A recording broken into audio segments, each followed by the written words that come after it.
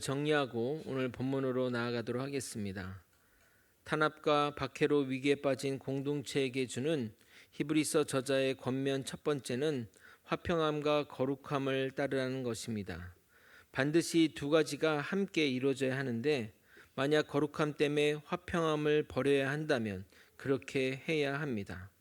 왜냐하면 우리에게 진리는 생명이기 때문입니다.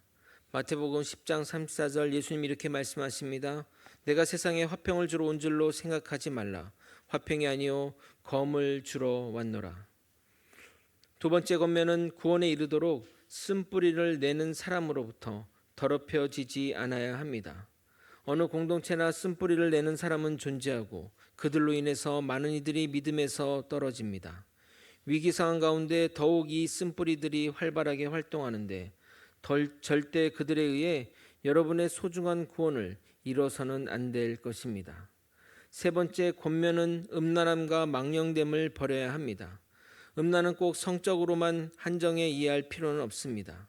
성경은 하나님을 따르지 않고 세상을 따르는 것을 음란이라 이야기합니다. 마찬가지로 망령됨도 세속적인 것을 의미하므로 둘 다 같은 의미라 보면 됩니다. 한 그릇의 식물을 위해 장자의 명분을 팔아버린 에서처럼 순간의 만족과 유흥을 위해 영원한 생명을 버리는 어리석은 자가 되지 말아야 할 것입니다. 핍박과 환난 가운데 신앙을 버리고 세상으로 나가려 하는 자들 또는 신앙의 형태는 유지하며 안전해 보이는 유대교로 가려는 것은 모두 음란함과 망령됨의 결과입니다. 이들이 주님의 심판대 앞에 섰을 때 후회하고 반성하며 되돌아가고 싶다고 해도 절대 바뀌지 않습니다. 우리에게 주어진 시간은 우리가 사는 날 동안뿐입니다. 주어진 시간과 기회를 허망하게 보내지 않는 지혜로운 자가 되시길 예수님의 이름으로 소원합니다. 오늘 본문은 마지막 비교로서 출애굽의 신의 산과 천상의 시온산을 비교함으로 최종 결론으로 나아가게 됩니다. 그동안 히브리서는 계속해서 유대교와 기독교의 차이를 비교해 왔습니다. 정리하는 차원에서 여러분에게 한번 질문을 드려보도록 하겠습니다. 율법에 따른 제사보다 예수 그리스도의 제사가 더 좋은 이유가 무엇인가요? 율법에 따른 제사는 죄를 영원히 없이 하지 못하기에 계속 드려야 하지만 예수 그리스도의 제사는 완전한 제사이기에 한 번으로 영원히 드려지기 때문입니다. 왜 동물의 제물보다 예수 그리스도의 자신의 몸을 드린 제물이 더 좋은 제물인가요? 동물의 피는 인간의 죄를 없이 하지 못하지만 예수님의 보혈의 피는 우리의 죄를 영원히 없애기 때문입니다. 인간 대제사장보다 영원한 멜기세덱 계열의 대제사장이신 예수님이 우월한 이유가 무엇인가요? 인간 대제사장은 자신도 죄인이며 언젠가는 죽는 한계가 있지만 우리의 대제사장이신 예수님은 죄가 없으시며 영원히 계시기에 우월한 대제사장이신 것입니다. 그동안 우리는 유대교의 핵심을 이루는 구약의 요소들과 예수님을 직접 비교함으로써 우월함을 증명하였습니다. 그것을 통해 너희가 믿는 기독교를 버리고 유대교로 돌아가서는 안 된다고 밝혔습니다. 그리고 히브리서 저자는 마지막으로 출애굽의 신의 산과 천상의 시온산을 비교합니다. 그런데 의문이 드는 것이 하나 있습니다. 왜 결론부에 다다라서 실천을 논의하는 그 시점에 다시 이론적인 비교를 하는 이유가 무엇일까요? 만약 히브리서를 놓고 논술 점수를 준다면 좋은 점수를 주지 못할 구성이라 하겠습니다. 그런데 본문을 읽고 또 계속 읽으면서 이 비교는 여기에 있어야 하겠구나 하는 생각이 들면서 다시 한번 히브리서 저자의 구성에 감탄하게 되었습니다. 이 시점에 히브리서 저자가 기록한 이유는 기독교를 떠나 유대교로 넘어가려는 자들의 고민과 염려가 느껴져서입니다. 아니, 이것은 당시 기독교를 믿는 자들 모두에게 있는 공통의 생각이기 때문에 이 부분을 언급하는 것입니다. 누군가를 설득할 때는 결정적인 무기는 가장 나중에 꺼내는 것이 맞습니다. 그렇기에 지금 시점에 이 이야기를 함으로써 예수를 믿는 사람들이 무엇을 따르며 어떻게 살아야 할지 방향을 잡게 되는 것입니다. 인생은 속도가 아니라 방향이라는 유명한 말을 여러분도 잘 아실 것입니다. 우리의 믿음의 길은 점수를 따서 마일리지처럼 적립하여 구원을 획득하는 것이 아니라 평생 믿음으로 살아갈 때 최종적으로 완성되는 것이 구원이기에 무엇보다 중요한 것이 방향입니다. 우리에게 주어진 은혜가 어떤 것인지 깨달은 자는 어떤 삶의 방향으로 나아가야 할지 말씀을 통해 깨닫게 될 것입니다. 히브리서 저자가 제안한 방향대로 우리 모두 나아가시길 예수님의 이름으로 소원합니다. 서론에서 언급한 대로 우리가 신앙생활을 하며 어떤 마음의 자세로 행해야 할지 공고하기 전에 저자는 구약의 교회, 정확히 말하면 구약 이스라엘 총회와 신약 교회를 대조합니다. 단순히 신약 교회가 구약 총회보다 우월함을 나타내고자 이 비교를 하는 것이 아닙니다. 영원한 하나님의 나라를 유산으로 받은 성도들이 교회에서 어떻게 은혜와 경건의 삶을 살아야 할지 공고하기 위해 이 비교를 하는 것입니다.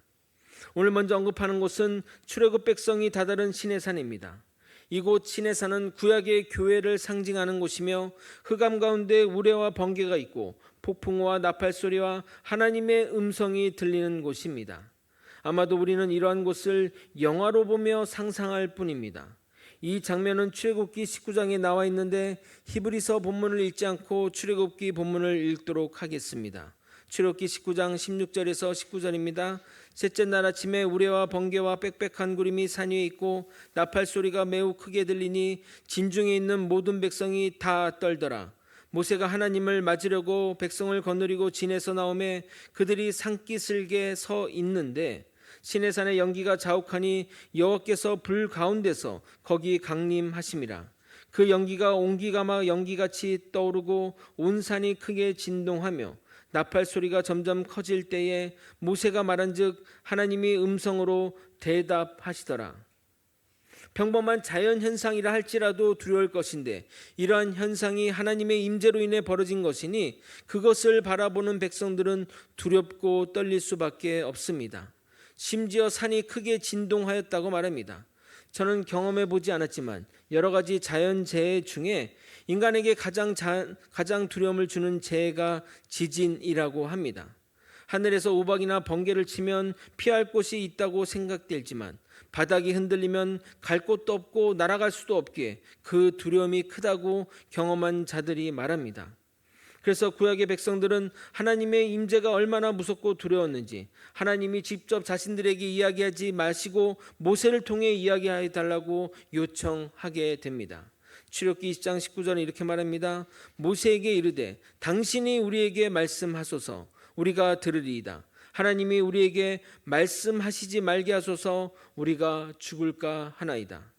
이것은 하나님의 위엄 때문이기도 하지만 하나님 앞에 서면 죄인인 우리의 모든 것이 발가벗긴 것처럼 다 드러나기 때문에 두렵고 떨린 것입니다. 하나님을 만난 인간들의 반응들이 대부분 이러했습니다. 우리가 이 성경 구절을 보도록 하겠습니다. 히브리서 4장 13절입니다. 지으신 것이 하나도 그 앞에 나타나지 않음이 없고 우리의 결산을 받으실 이의 눈앞에 만물이 벌거벗은 것 같이 드러나느니라. 아마도 우리 또한 죄를 짓고 하나님 앞에 서면 이런 상태일 것으로 생각됩니다. 죄인인 백성들은 거룩한 하나님의 임재를 그것도 목소리만 들릴 뿐인데 감당할 수 없었던 것입니다. 그래서 하나님이 직접 우리에게 말씀하지 마시고 모세를 통해서 듣겠다고 말하는 겁니다. 그러나 모세도 두렵기는 마찬가지입니다. 히브리서 12장 21절을 읽어보겠습니다. 그 보이는 바가 이렇듯 무섭기로 모세도 이르되 내가 심히 두렵고 떨린다 하였느니라. 자신을 바라보는 백성들 때문에 두려움을 억누르고 있는 것이지 모세 또한 두렵고 떨리기는 마찬가지입니다. 거룩한 하나님 앞에 당당히 설 수 있는 인간이 누가 있겠습니까? 그것도 죄로 가득한 인간이 말입니다. 모세의 심정이 어떨까 생각하다 저의 학생 시절이 생각나서 그때의 경험을 말씀드리고자 합니다. 요즘 데모 현장을 보게 되면 응원봉을 들고 젊은이들은 대중가요를 부르는데 제 학생 시절의 데모 현장은 정말 살벌했습니다. 학생 때 제가 학생회장을 했는데 데모 현장에 나갈 때가 있었습니다. 당시 우루과이 라운드 쌀수입 개방 문제로 나라가 온통 시끄러웠습니다. 지금은 그리 큰 문제가 아닌데 처음 쌀수입 개방할 때는 식량 주권을 빼앗긴다는 생각에 농민들도 서울로 상경하여 데모하고 난리가 아니었습니다. 당연히 제가 학생회장이니 맨 앞에 서서 학생들을 바라보며 섰습니다. 뒤에는 전경들이 방패를 들고 대치하고 서 있고 제 앞에들은 그 후배들이 두려움에 저만 바라보고 있었습니다. 물론 저도 두렵고 떨렸지만 제가 떨면 후배가 얼마나 떨겠냐 하는 생각에 아무렇지도 않은 듯 구호를 외쳤던 기억이 납니다. 모세도 자신도 떨리면서 백성들에게 이렇게 말하지 않았나 생각합니다. 출애굽기 20장 20절입니다. 모세가 백성에게 이르되 두려워하지 말라. 하나님이 임하심은 너희를 시험하고 너희를 경외하여 범죄하지 않게 하려 하심이니라. 이처럼 구약 백성들에게 시내산은 두려움과 공포의 장소였습니다. 히브리서 저자가 이 시내산 이야기를 하는 이유는 지금 이 글을 읽는 독자들이 아직 시내산에 머물러 있기 때문입니다. 핍박과 환난을 겪으니 우리가 유대교를 떠나서 이런 벌을 받는 것이 아닌지 하나님에 대한 막연한 두려움과 떨림으로 구약 율법의 무서움에 갇혀 걱정하고 있기 때문입니다. 유대교를 벗어나 그리스도를 믿음으로 율법의 속박에 벗어나 자유인이 되었는데도 말입니다. 우리도 살다가 예측 못할 일이 벌어지면 혹시 내가 지은 죄 때문에 이러는 것이 아닌가 하는 마음이 들 때가 있듯이 지금 기독교 유대인들, 특히 유대교와 기독교 사이에서 갈팡질팡 흔들리는 자들에게 탄압과 핍박은 유대교를 벗어났기에 오는 것이 아닌가 생각했던 것입니다. 그래서 히브리서 저자는 시내산 언약은 실체가 아니라 장차 나타날 실체의 그림자이며 실제이신 예수 그리스도가 오실 때까지 그리스도의 새 언약을 비추는 예표임을 이야기하는 것입니다. 그래서 과거 구약 백성들은 하나님의 임재의 장소인 시내산에 접근조차 할 수 없었음을 강조하며 너희가 이제 나아갈 장소가 실체이며 하나님이 모든 성도를 환영하는 하늘나라임을 강조하고 있는 것입니다. 그런데 다행히 우리가 다다른 산은 두렵고 떨리는 하나님의 임재가 가득한 출애굽의 시내산이 아니라 하늘의 시온 산입니다. 이곳은 살아계신 하나님의 도성인 하늘의 예루살렘이며 천만 천사와 장자들의 총회와 교회와 의인들의 영혼과 새 언약의 중보자이신 예수님과 아벨의 피보다 우월한 예수님의 피가 있는 곳입니다. 이 내용을 하나씩 살펴보도록 하겠습니다. 먼저 22절을 여러분이 한번 읽어보도록 하겠습니다. 함께 읽겠습니다. 시작. 그러나 너희가 이른 곳은 시온산과 살아계신 하나님의 도성인 하늘의 예루살렘과 천만 천사와 물론 추상적으로 표현되어 있지만 우리가 나아갈 천국의 모습을 어림잡을 수 있는 성경 구절이라 하겠습니다. 먼저 이 시온산은 하늘에 있는 산으로 하나님의 도성인 하늘의 예루살렘에 있는 산입니다. 이곳에 수많은 천사가 존재하는데 성경은 천사의 숫자가 천만이라고 말하지만 많은 숫자를 가리키는 상용어로서 셀 수 없을 정도로 많은 천사가 존재한다고 보면 됩니다. 이들은 하나님을 수종들며 하나님께 찬양과 경배를 올려드립니다. 사랑하는 거제 소망교회 성도 여러분, 천국에는 교회가 있을까요? 교회가 있습니다. 장자들의 모임, 즉 교회가 있습니다. 23절도 여러분이 한번 읽어보도록 하겠습니다. 함께 읽겠습니다. 시작. 하늘에 기록된 장자들의 모임과 교회와 만민의 심판자이신 하나님과 및 온전하게 된 의인의 영들과 장자들의 교회라고 하니 둘째나 막내는 들어갈 수 없는 곳인가요? 생각할 수 있는데 이 장자는 선택받은 자들, 은혜를 받은 자들에게 주어지는 영예의 칭호입니다. 로마서 8장 29절 이렇게 말합니다. 하나님이 미리 아신 자들을 또한 그 아들의 형상을 본받게 하기 위하여 미리 정하셨으니 이는 그로 많은 형제 중에 맏아들이 되게 하려 하심이라. 성도는 예수 그리스도와 함께 하나님의 나라를 계승할 공동 상속자입니다. 그리고 그 교회는 지구에서 태어나서 죽은 모든 사람들을 심판하실 하나님과 온전하게 된 의로운 영들이 존재하는 곳입니다. 자, 여기서 중요한 내용이 하나 있습니다. 이 부분을 데살로니카에서도 다룰 것인데 구원받은 우리가 죽으면 어떻게 된다고 여러분은 알고 계십니까? 영혼의 시간 속에서 육체와 분리된 영으로 천상에 존재하게 됩니다. 그리고 이 영적 존재는 그리스도 재림 때 영과 육이 하나 되어 주님과 함께 강림하게 됩니다. 아멘. 자세한 내용은 데살로니가 강해 때 들으시길 부탁드립니다. 그럼 그 하늘에 있는 교회는 또 누가 계십니까? 새 언약의 중보자이신 예수님과 예수님이 우리를 위해 흘리신 그 보혈의 피가 존재한다고 말하고 있습니다. 24절 또한 여러분이 한번 읽어보도록 하겠습니다. 시작. 새 언약의 중보자이신 예수와 및 아벨의 피보다 더 나은 것을 말하는 뿌린 피니라. 예수님은 새 언약의 중보자로서 주의 백성이 시내 산에서 하나님에 대해 가진 두려움을 제거하고 하나님과의 새로운 관계로 들어가게 그 은혜를 가능하게 하신 분이십니다. 그런데 천상의 교회에 예수님이 흘리신 보혈의 피도 있다고 말합니다. 우리는 이 피가 그곳에 있는 이유를 이렇게 생각할 수 있습니다. 첫 번째, 아직도 이 땅에 우리의 죄를 위해 주님이 보혈의 피를 흘리고 계셔야 하기에 있는 것입니다. 주의 보혈의 용서는 한이 없고 영원히 우리의 죄를 담당하십니다. 두 번째로 우리가 주의 보혈로 인해 구원받은 자임을 잊지 않게 하시기 위해 보혈의 피가 천상의 교회에 있는 것입니다. 그래서 천상교회에 있는 보혈의 피를 볼 때마다 나는 주님의 피로 구원받은 백성이지 깨닫게 하는 것입니다. 저는 우상적 의미가 아니라면 교회에 십자가가 눈에 보이는 곳에 있는 것이 좋다고 생각합니다. 그 십자가를 볼 때마다 나를 위해 흘리신 예수의 보혈의 피를 기억하게 하기 때문입니다. 십자가 내가 처음 볼 때 나의 마음에 큰 고통 사라져 오늘 믿고서 내 눈 밝았네 참 내 기쁨 영원하도다. 아멘. 그래서 구약시대 사람들은 비록 그들이 하나님의 백성일지라도 죄인에게 거룩하신 하나님의 임재의 장소에 접근하는 것이 두렵고 떨려서 접근할 수 없었습니다.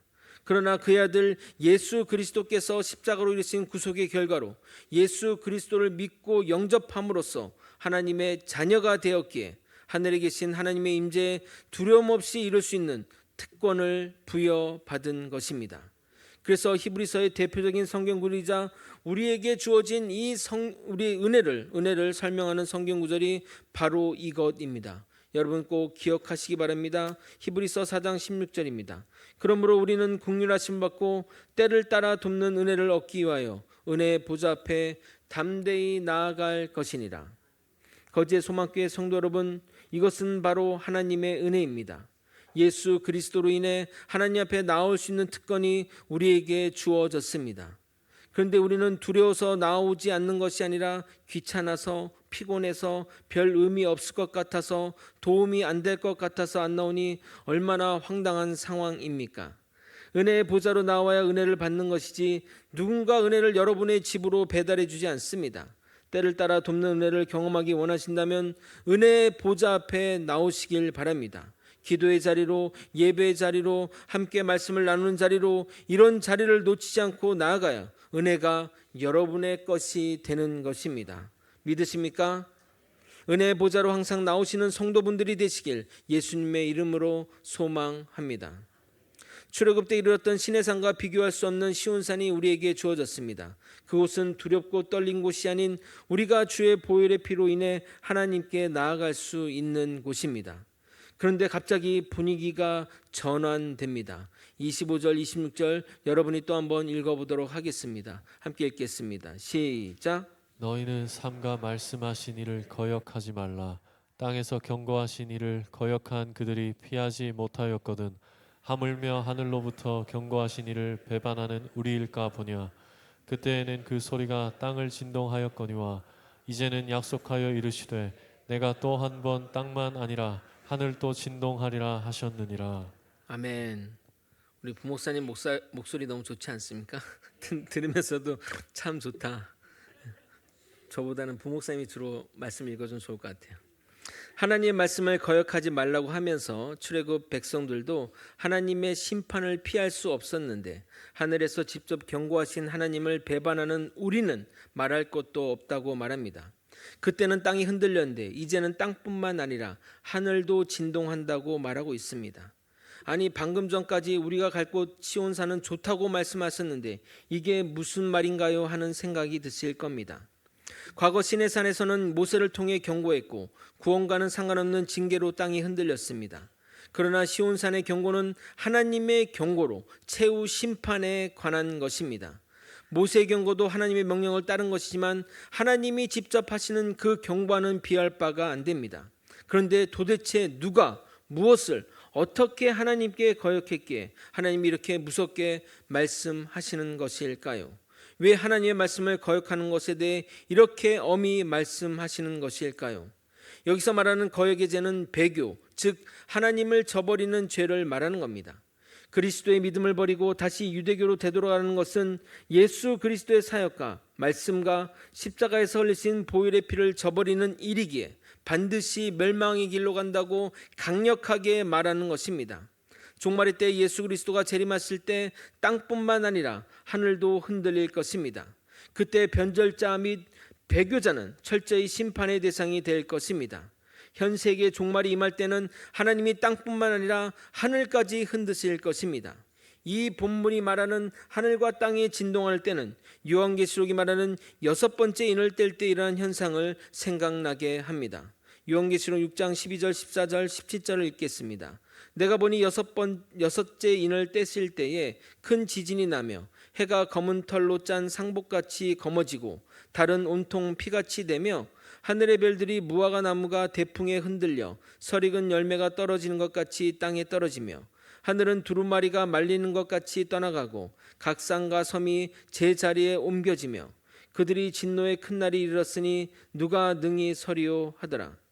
주님의 재림의 날이 두려움의 날이 아니 되도록 우리 모두 준비를 잘해야 하며 거룩한 행실과 경건함으로 주의 날이 이르기를 간절히 사모해야 할 것입니다. 25절 26절은 배교자에 대한 경고의 메시지라면 이어지는 27절부터 29절은 영원한 하나님 나라를 상속받은 성도들이 누리는 은혜와 은혜를 누린 우리가 이 땅에서 어떤 삶을 살아야 하는지 하는 권면의 내용이 담겨 있습니다. 땅과 하늘이 흔들리는 상황은 재림 때 최종 심판을 이야기하는 것인데 그 무서운 상황에서도 하나님은 우리를 위해 예배하신 것과 성도들은 흔들리지 않고 보호받는 것을 말하고 있는 것입니다. 그러니까 25절 26절 봤을 때는 정말 엄청난 일이 있을 것 같이 걱정하고 염려해 있었는데 바로 이어서 우리에게 약속하신 것을 우리에게 해주실 것들을 바로 이야기하신다는 겁니다. 그런데 여기서 중요한 깨달음을 주십니다.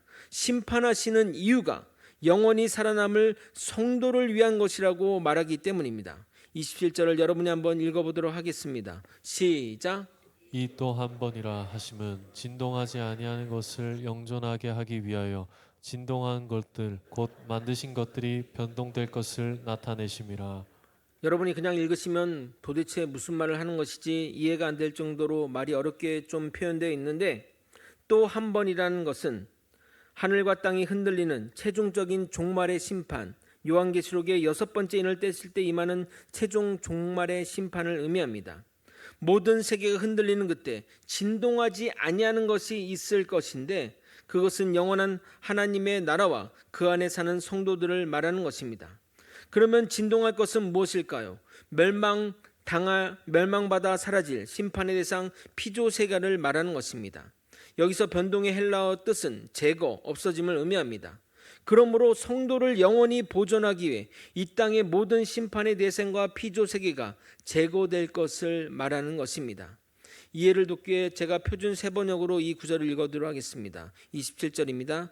이 한 번 더라는 말은 흔들리는 것들, 곧 피조물들을 없애버리는 것을 뜻합니다. 그렇게 하는 것은 흔들리지 않는 것들이 남아있게 하시려는 것입니다.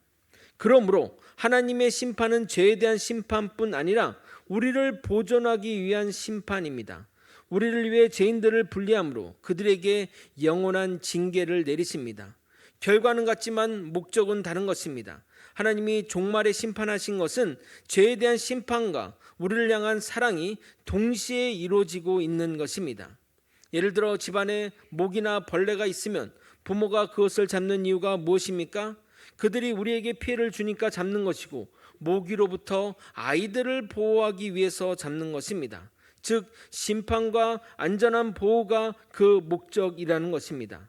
종말의 때는 모든 피조세계가 무너질 것입니다. 그러나 우리 믿는 자들은 무너지지 않는 곳에서 진동되지 않는 곳에서 안전하게 보호받을 것입니다. 이제 순서상 28절을 읽어야 하는데 내용상 29절이 연결돼야 전달한 메시지가 매끄럽기에 29절을 먼저 읽고 28절을 읽도록 하겠습니다. 29절입니다. 우리 하나님은 소멸하는 불이심이라. 이 문장은 하나님이 소멸하는 불이라고 이해되는데 그것이 아니라 하나님이 누군가를 무엇인가를 소멸시키는 불이라는 말입니다. 하나님은 두려움과 경외함으로 섬기지 않는 자들을, 대표적으로 배교자들과 악을 행하는 자들을 소멸시켜 버리십니다. 그들은 하나도 빠짐없이 모두 엄정한 하나님의 심판을 받게 될 것입니다. 그리고 반대로 우리에게 새로운 하늘과 땅이 우리에게 임하게 됩니다. 그것이 신천지인데 이 말이 기분 나쁜 말이 되었으니 신천신지, 새하늘과 새 땅이 주어진다고 표현해야 할 것 같습니다. 그럼 우리가 사는 이 땅이 것에 집착을 해야 됩니까? 안 해야 됩니까? 그렇죠. 이 땅의 것들은 사라지기 때문에 그것이 의미 없음을 우리는 반드시 깨달아야 하는 것입니다. 요한계시록 21장 1절에 이렇게 말합니다. 또 내가 새 하늘과 새 땅을 보니 처음 하늘과 처음 땅이 없어졌고 바다도 다시 있지 아니하더라. 우리가 종말의 때게 되면 우리가 사는 이 모든 것들이 다 사라지게 될 것이고 새 하늘과 새 땅이 우리에게 임할 것입니다. 이제 저자의 마지막 권면입니다. 28절 여러분이 한번 읽어보도록 하겠습니다. 시작. 그러므로 우리가 흔들리지 않는 나라를 받았은즉 은혜를 받자. 이로 말미암아 경건함과 두려움으로 하나님을 기쁘시게 섬길지니. 우리는 흔들리지 않는 나라를 받은 자들입니다. 아멘. 믿으십니까? 얼마나 감사합니까? 그러므로 우리는 그 나라를, 하나님이 주시는 그 나라를 은혜로 받으면 되는 것입니다. 그래서 사는 날 동안 경건함과 두려움으로 하나님을 기쁘시게 섬기면 되는 것입니다. 우리가 사는 날은 정말 순간 찰나입니다. 그러나 우리에게 영원한 하나님의 나라가 예비되어 있습니다. 주의 은혜로 영원한 하나님의 나라의 시민이 되었으므로 하나님께 감사하며 신실하고 헌신적인 믿음의 사람이 모두 되어야 할 줄 믿습니다. 아멘. 말씀을 정리하겠습니다. 히브리서 저자는 출애굽 시내산 교회와 하늘의 시온산 교회를 직접 비교하며 우리에게 있는 시온산이 얼마나 좋은지 보여주고 있습니다. 시온산 하늘의 교회에 있는 자는 하나님을 대면하여 볼 수 있으며 종말의 때 세상 모든 것이 무너지나 하나님 나라와 그 안의 성도는 변함없이 흔들리지 않을 것을 이야기합니다. 그러므로 우리는 배교나 타락의 길로 가서는 안 됩니다. 갈 때는 좋게 여겨질지 모르지만 가고 나면 그 길은 멸망의 길입니다. 하나님이 우리를 위해 심판을 준비하셨습니다. 우리를 영원히 보존하기 위해 기존의 죄악으로 물든 피조 세계를 사라지게 하고 우리에게는 새 하늘과 새 땅을 주실 것입니다. 그러므로 우리는 주님의 은혜로 그 나라를 받으면 되는 것입니다. 재림의 때 하나님의 나라가 우리에게 주어질 때까지 우리가 해야 할 일들은 경건함과 두려움으로 주님을 기쁘시게 섬기면 되는 것입니다. 우리는 흔들리지 않는 나라를 받은 자로서 하나님의 은혜에 감사하며 경건하고 신실하게 살아가는 저와 여러분이 되시길 예수 그리스도 이름으로 축원드립니다. 아멘. 다 함께 찬양하시고 기도의 자리로 나아가도록 하겠습니다.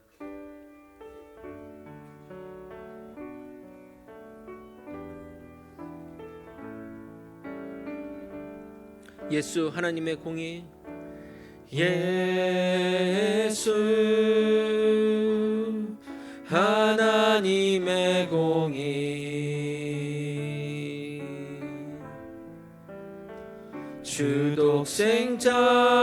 주독생자 그의 나라 임하시네.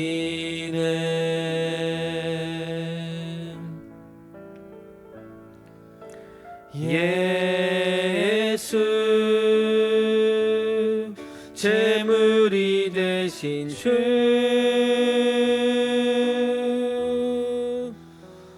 영광 중에 그의 나라 임하시네.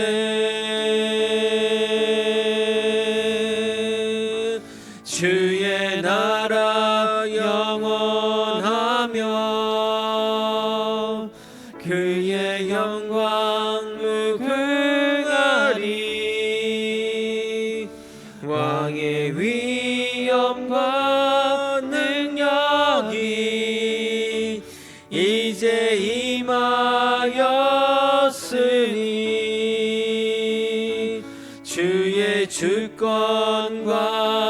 주의 통치와 주의 나라 힘과 권세 임하네.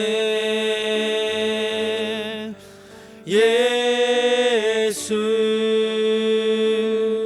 하나님의 2절 찬양하도록 하겠습니다. 예수 하나님의 사랑. 예수 하나님의 사랑. 주내와 말씀으로 나타났네. 예수 거룩한 하나님. 예수 거룩한 하나님. 영광 중에 그의 나라. 영광 중에 그의 나라 임하시네. 주의 나라 영원하며 주의 나라 영원하며 그의 영광 무궁하리. 왕의 위엄과 능력이 이제 임하였으니 주의 주권과 주의 통치와 주의 나라 힘과 권세 임하네. 예수 하나님의 공의. 기도하시겠습니다. 계엄에서 탄핵으로 이어지는 일련의 과정을 보면서 어떤 기도를 해야 할지 너무나 고민되었습니다. 이런 상황에 나라와 민족을 위해 기도하지 않는 것은 정말 기도하기 싫은 죄를 짓는 것 같았기 때문입니다. 그러나 기도를 하면서도 혹여나 저의 기도가 편향된 기도가 아닌지, 또는 어떤 이들의 마음을 불편하게 하는 기도가 아닌지 고민되어 두리뭉실하게 그동안 기도했던 것 같습니다. 그러나 오늘 본문을 준비하며 깨달았습니다. 우리가 반드시 나라를 위해 기도해야 할 것과 무엇을 기도해야 할지 말입니다. 우리는 나라를 위해 기도해야 됩니다. 정치가들이 운영하는 이 나라가 아니라 하나님이 지켜 보호해 주시는 나라가 되기를 바라며 기도해야 합니다. 하나님은 우리가 기도하는 대한민국을 반드시 지금의 어려운 시기 나라를 분열시키고 어려움에 빠지고 혼란에 빠지게 두지 않으실 것입니다. 우리나라도 오늘 말씀 그대로 하나님이 이런 과정을 통해서 악인들을 멸망케 하시고 주의 선한 자를 지켜주시고 보호해 주시는 나라가 될 것입니다. 하나님의 공의로 다스려지는 우리나라가 되게 하여 주시옵소서. 대한민국을 축복하며 다 함께 주의 이름 부르짖고 통성으로 기도하시겠습니다. 주여, 하나님 아버지, 정말 함께 모여 기도하기 원합니다. 정말 어려운 시기, 대한민국의 혼란의 시기를 겪고 있습니다. 아버지, 그러나 이 과정이 아버지 우리가 정결해지는 과정이 되기를 소망합니다. 악인들은 멸망하게 도와주옵시고 하나님을 따르는 자, 하나님을 공의로 믿는 자들이 아버지 하나님의 뜻 가운데 실현될 수 있도록 이끌어 주시고 인도하여 주시옵소서. 정의가 살아있음을 깨닫게 도와주시고 하나님의 나라 가운데 하나님의 공의가 우뚝 설 수 있도록 이끌어 주시고 인도하여 주시옵소서. 아버지여, 나라가 분열되고 혼란되고 어려움에 빠지는 이것들을 내버려 두지 마시고 하나님 정말 대한민국을 지켜 보호해 주옵소서. 이 가운데서도 국민이 합을 합하여 아버지 하나님의 나라를 위해 하나님의 영광을 위해 살아갈 수 있도록 도와주시옵소서. 아버지, 믿는 자들이 적을지라도 하나님께 기도한다면 하나님은 아버지 붙는 자들의 그 기도를 들어주실 줄 믿습니다. 대한민국을 위해서 기도하게 도와주시고 아버지 기도하기 싫은 죄를 지지 않도록 기도하기 싫은 죄를 짓지 않도록 우리를 이끌어 주시옵소서. 아버지여, 정말 대한민국을 위해 기도할 때입니다. 무엇보다 나라와 민족을 위해 기도할 때입니다. 이때가 아니면 우리가 언제 대한민국을 위해서 기도하겠습니까? 주어진 시간 가운데 하나님 부르심의 사명을 감당하며 아버지 내가 대한민국에 있는 것이 결코 우연이 아님을 깨닫게 도와주시옵소서. 아버지, 대한민국으로 태어난 것은 하나님 대한민국을 위해 기도하라고, 대한민국을 하나님의 나라로 만들라고 주신 사명임을 깨닫게 도와주옵소서. 아버지, 정치 논리에 혼란하게 않게 도와주시고 하나님의 정의가 무엇인지 깨닫게 도와주시고 하나님의 나라가 이 땅에서 이루어질 수 있도록 인도하여 주옵소서. 아버지여, 그러나 우리가 병심해야 될 것은 우리는 하나님의 나라를 상속받은 자입니다. 흔들리지 않는 나라를 상속받은 자입니다. 이 땅의 것에 너무나 집착하며 살지 않게 도와주시고 온전히 하나님의 나라와 영광을 위해 살아가는 아버지 우리가 되게 도와주옵소서. 주님을 경외함으로 경건함으로 섬기며 하나님의 뜻을 이 땅에서 실천해가며 하나님을 기쁘시게 하는 일들을 실천하는 우리 모두가 되게 도와주옵소서. 주의 자녀 아버지, 주님의 그 뜻 안에서 하나님의 영광을 드러내는 우리 모두가 되게 도와주시옵소서.